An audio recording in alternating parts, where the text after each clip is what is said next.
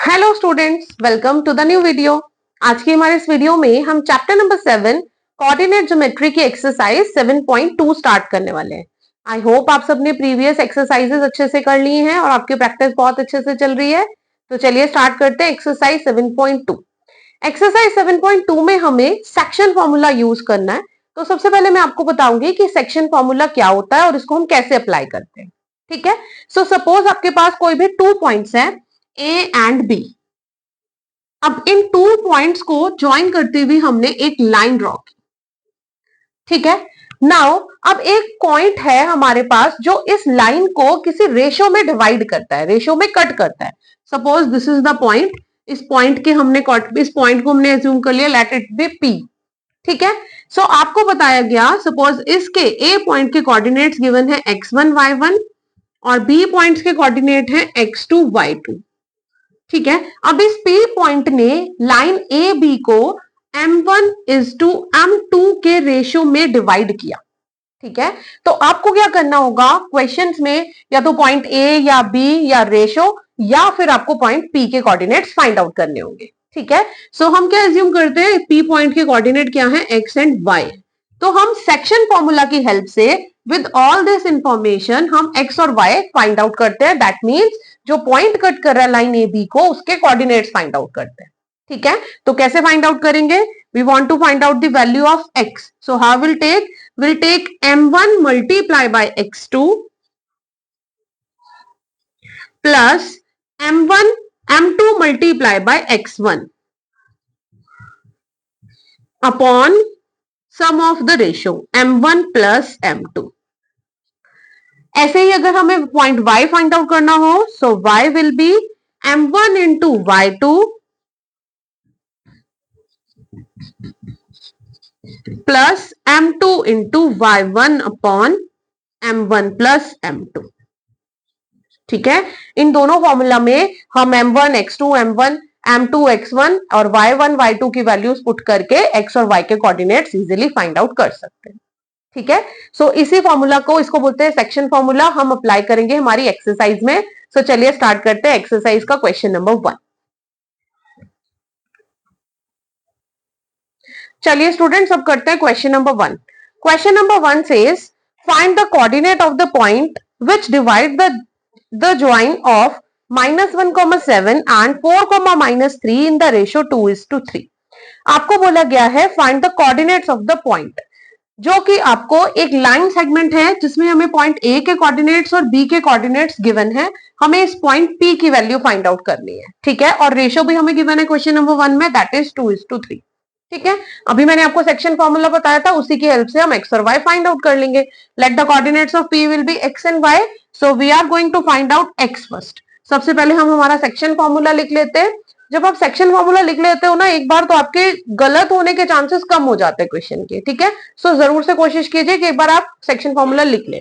So m1 x2, m1 is 2 into x2, x2 is 4 plus m2 3 into x1 minus 1, m1 x2 m2 x1 upon m1 plus m2, that is 2 plus 3.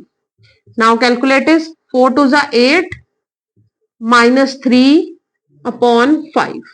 So that is 8 minus 3, 5 upon 5, that is equals to 1. So that means the value of x is 1. अब ऐसे ही y की value find out करेंगे। Again m1 y2, so 2 into minus 3 plus m2 y1, 3 into 7 upon m1 plus m2, 2 plus 3. Now calculate it again. 2 3s are 6 minus 6 plus 3 7s are 21 upon 5. Now 21 minus 6 is 15 upon 5. 5 3s are 15. So the value of y is 3. ठीक है। सो हमारे पास P point क्या था, x, y, जो हमें calculate करना था, तो इसके कोऑर्डिनेट्स क्या आ गए, 1 and 3. This is our answer. I hope this question is clear to all. करते हैं next question.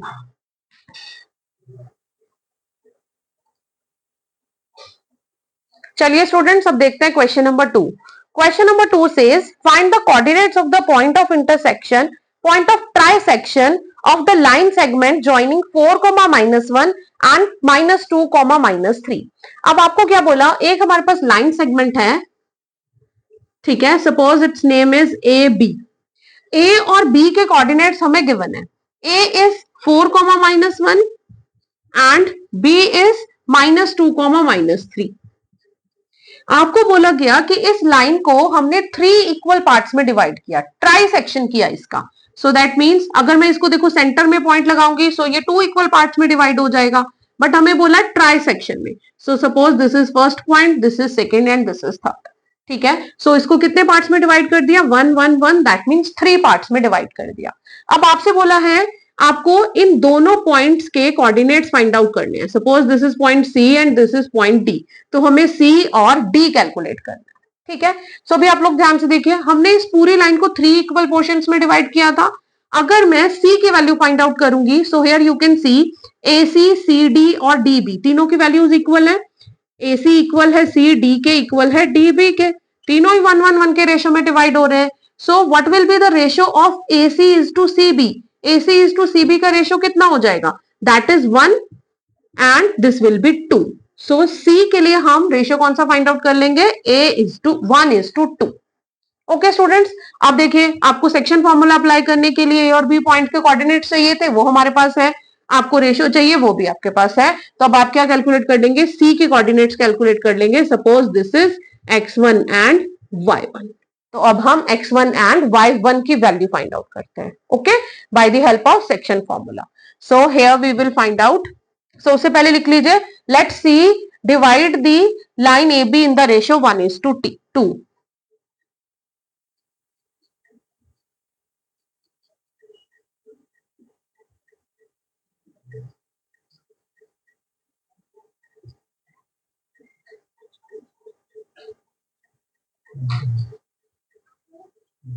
One is to 2 में डिवाइड करती है सी. ठीक है, so first we are going to find out x1. All we know the section formula is m1x2. m1 is 1 into x2 is -2 plus m2 into x1, 2 into 4 upon sum of the ratio 1 plus 2. So this will be -2 plus 4 to the 8 upon 3. So 8 minus 2 is, here I am writing, that will be 6 upon 3. 3 1 जा 3, 3 2 जा 6. So this is 2. तो x1 की value आ गई कितनी, 2. अब हमें क्या find out करना है, y1. सेम फॉर्मूला से again y1 is equals to m1 y2, 1 into -3 plus m2 y1, 2 into -1 upon 1 plus 2. Now calculate it, -3 and -2 upon 3. So -3 is -5 upon 3. So y1 के कोऑर्डिनेट्स आ गए -5 upon 3. That means हमें C point के coordinates find out करने थे. C are x1 and x2, y1 हमने assume किया है. So that will be 2, -5 upon 3. ठीक है, अब सेम वे हम इसी तरीके से पॉइंट डी के कोऑर्डिनेट्स भी फाइंड आउट करेंगे. अब देखिए डी पॉइंट के लिए हमें अगेन रेशियो चाहिए. अब आप ध्यान से देखिए, अगर मैं AD इज टू DB का रेशियो फाइंड आउट करूं तो वो क्या हो जाएगा, AD is total 1 + 1 2 and DB is 1. So this ratio will be 2:1. I hope this is clear to all. तो अब फिर से हम सेक्शन फॉर्मूला अप्लाई करके डी के कोऑर्डिनेट्स फाइंड आउट कर लेते हैं. Now suppose D is x2, y2 है. ठीक है, सो चलिए अब हम सबसे पहले x2 कैलकुलेट करते हैं. Now x2 is equals to m1 x1. देखो मेन कोऑर्डिनेट्स हमें यही लेने हैं, ए और बी पॉइंट के, सिर्फ रेशियो वाले नंबर्स चेंज हो रहे हैं. Okay, m1 x2, 2 into -2 plus 1 into 4 upon 2 plus 1, that will be 3. Now -4 plus 4 upon 3. -4 plus 4 is equals to 0. 0.3 will be 0. Now we will find out y2. Again we have m1 y2, 2 into -3 plus 1 into -1 upon 2 plus 1.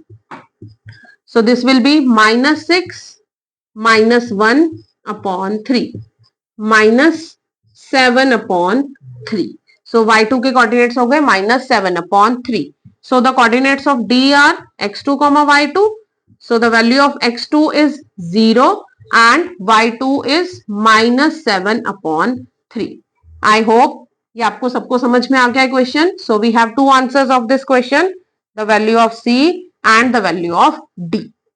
ठीक है students, अगर कहीं पर भी कोई doubt है do let me know, I will clear all your doubts.